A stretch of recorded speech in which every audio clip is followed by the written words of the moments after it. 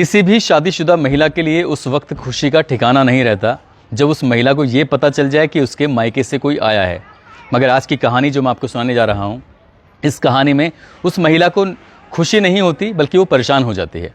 उसका पति किसी काम से बाहर जाने की तैयारी में था तो अपने पति को रोकते हुए कहती है कि बस आज तुम कहीं मत जाओ, मुझे बेचैनी हो रही है, मुझे घबराहट हो रही है, आप यहीं रहो। तो उसका पति कहता है कि तुम्हारा भाई आया हुआ है, अपने भाई से बातचीत करो, उससे सुख और दुख बांटो। बस मुझे बहुत ज़रूरी काम से कहीं बाहर जाना है, जल्दी वापस लौट कर आ जाऊँगा। परेशान होने की ज़रूरत नहीं है, क्योंकि उन दोनों की अभी हाल ही में तो शादी हुई थी। शादी को 1 महीने का भी सही से वक्त नहीं हुआ था। उसका पति घर से निकल जाता है और कुछ ही देर के बाद, यानी कि घंटे 2 घंटे के बाद जब वापस आता है, और वापस आने के बाद अपने ही घर में अपनी ही पत्नी को अपने साले के साथ आपत्तिजनक स्थिति में देखता है तो उसकी आंखें खुली की खुली रह जाती हैं। वो सोचने पर मजबूर हो जाता है कि क्या कोई भाई अपनी बहन के साथ ऐसा कैसे कर सकता है। उसके बाद जो भी कुछ होता है वो अकल्पनीय था, अविश्वसनीय था, जिसको सुनने के बाद शायद आपके भी रोंगटे खड़े हो जाएंगे। इस घटना से न केवल 1-2 जिंदगी हमेशा के लिए बर्बाद हो जाती हैं, बल्कि एक व्यक्ति की मौत भी हो जाती है। आदाब, नमस्कार, सत श्री अकाल। मैं उस्मान सैफी। आज की जो सच्ची घटना मैं आपको सुनाने जा रहा हूँ, सच्ची घटना है उत्तर प्रदेश का एक ज़िला है बांदा, और इसी ज़िले का एक गांव लगता है बमेरू थाना क्षेत्र का पवैया गांव। पवैया गांव का रहने वाला आशीष राजपूत अपनी माँ से कहता है कि माँ, आधार कार्ड में कुछ करेक्शन कराना है, बस मुझे 1-2 घंटे के लिए घर से बाहर जाना है, परेशान होने की ज़रूरत नहीं है, मैं बस बाइक लेके यूँ गया और यूँ आया। घंटों बीत जाते हैं लेकिन आशीष राजपूत घर वापस लौट कर नहीं आता। शाम हो जाती है, दिन छुपने को था। माँ भी परेशान, बाप भी परेशान, भाई भी परेशान, और अब आसपास के लोग भी परेशान हो जाते हैं, क्योंकि आशीष राजपूत को गए हुए घर से 7-8 घंटे के समय से ज़्यादा हो चुका था। उसको सब जगह तलाशा जाता है। घर वाले रात भर उसको उसके दोस्तों के पास फ़ोन करते हैं, उसके पास फ़ोन करते हैं तो नंबर स्विच ऑफ आता है। अब करें तो क्या करें, दिन निकलता है। घर वाले अपने आसपास के लोगों के साथ बमेरू थाने में जाते हैं और जाकर अरुण कुमार पाठक से कहते हैं कि साहब, हमारा बेटा आधार कार्ड ठीक कराने के लिए गया था 25 मार्च 2022 की दोपहर लगभग 11-12 बजे के आसपास, और अभी तक लौट के नहीं आया है। अगला दिन यानी कि 12-13 घंटे से ज़्यादा का समय बीत चुका था, और उसके घर आशीष राजपूत जब लौटा ही नहीं तो घर वाले भी परेशान थे, रिश्तेदार भी परेशान थे। अब ये बात पूरे गाँव में फैल चुकी थी कि आखिरकार आशीष राजपूत है तो कहाँ है। पुलिस वालों की मदद से उसको पूरा दिन, यानी कि 26 मार्च को भी खेतों में इधर उधर सभी जगह तलाश करने की कोशिश की जाती है, वो फिर भी नहीं मिलता। अगले दिन यानी कि 27 तारीख की सुबह लगभग 11 बजे के आसपास एक गांव लगता है बदेहुदू। यहाँ की एक नहर है, नहर के किनारे उस लड़के की बाइक पड़ी हुई थी और ख़ुद वही लड़का भी पड़ा हुआ था, क्योंकि उसकी शनाख्त लोगों ने उसकी जेब में रखे हुए कागज़ों से कर ली थी। बात अरविंद कुमार पाठक को, यानी अरुण कुमार पाठक को सूचना दी जाती है। अरुण कुमार पाठक पुलिस फोर्स के साथ मौके पर पहुंचते हैं और उसकी शनाख्त करते हैं उसके कागज़ों के आधार पर। सूचना उसके पिता चंद्रशेखर को दी जाती है, उसके भाई नीरज को दी जाती है। उन्होंने भी शनाख्त कर ली, और इस घटना स्थल को, इस वाक़े को देखने के बाद साफ अंदाज़ा लगाया जा रहा था कि बाइक की रफ्तार शायद तेज़ रही होगी, इसलिए हादसा हुआ है और उसकी मौत हो गई है। पुलिस ने सबको कब्जे में लिया, और सबको कब्जे में लेने के बाद उसका पोस्टमार्टम कराया जाता है। तो पोस्टमार्टम से खुलासा होता है कि इसका सड़क हादसे से कोई लेना देना नहीं है, बल्कि किसी ने गला दबाकर उसकी हत्या कर दी है। कोई इसकी क्यों हत्या करेगा? 19 साल का लड़का, ना किसी से कोई दुश्मनी, बड़ा व्यवहार कुशल, सब लोग उसको प्यार करते हैं, गाँव के लोग भी उसको प्यार करते हैं। कौन उसको क्यों मारेगा?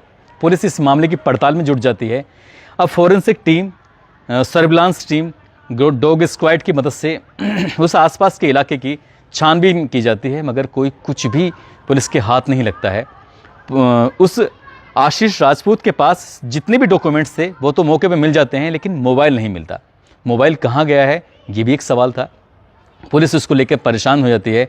27, 28, 29 मार्च इस तरह से एक एक दिन करके गुजरने लगता है, और घर वालों की परेशानी बढ़ने लगती है। गाँव के लोगों का भी पुलिस के प्रति उबाल बढ़ने लगता है। मोबाइल तो उसका मिला ही नहीं, और परिवार वालों ने उसका अंतिम संस्कार कर भी दिया था। मगर अब उसकी घटना का खुलासे के लिए जब पुलिस लगातार कोशिश करती है, उस इलाके के एसपी हैं अभिनंदन एसएचओ और एसओजी टीम, यानी कि एसओजी प्रभारी मयंक चंदेल और एसएचओ अरुण कुमार पाठक, इनकी टीम गठित करते हैं और कहते हैं कि मुझे इस केस का हर हाल में खुलासा चाहिए, चाहे कुछ भी हो जाए, कम से कम समय में, क्योंकि अब अप्रैल का प्रथम सप्ताह भी गुजर चुका था और इस लड़के का मोबाइल नहीं मिला, इसलिए पुलिस ने इसके मोबाइल की CDR निकलवाती है। तो उस CDR से पता चलता है कि एक नंबर है जो आखिरी बार उससे बातचीत हुई थी और वो नंबर था राहुल राजपूत का। राहुल राजपूत कोई और नहीं बल्कि भदेदू गांव का रहने वाला उसी का बहनोई जिसका नाम है राहुल राजपूत। राहुल के पास जाती है और राहुल से पुलिस बातचीत करने की कोशिश करती है कि आखिरकार तुम्हारी आखिरी बार जो बातचीत हुई थी तो क्या हुई थी। पुलिस के सवालों का वो जवाब तो देता है लेकिन गोलमोल जवाब देने की कोशिश करता है। इसलिए पुलिस का प्राइम सस्पेक्ट अब कोई है तो वो था बहनोई। बहनोई आखिरकार इसे क्यों मारेगा, ये एक सवाल बना हुआ था। पुलिस ने जब उससे सख्ती से पूछा तो एक नाम और आता है, प्रमोद राजपूत। प्रमोद राजपूत राहुल का बहुत खास दोस्त है। पुलिस इसको भी पकड़ के लेकर आती है और इन दोनों से जब पूछताछ करती है तो वाकई चौंकाने वाला खुलासा होता है। वो कहता है कि साहब मेरी शादी यानी कि 5 फरवरी 2022 को होती है, उसकी सगी ममेरी बहन से यानी कि फुफेरी बहन से शादी होती है।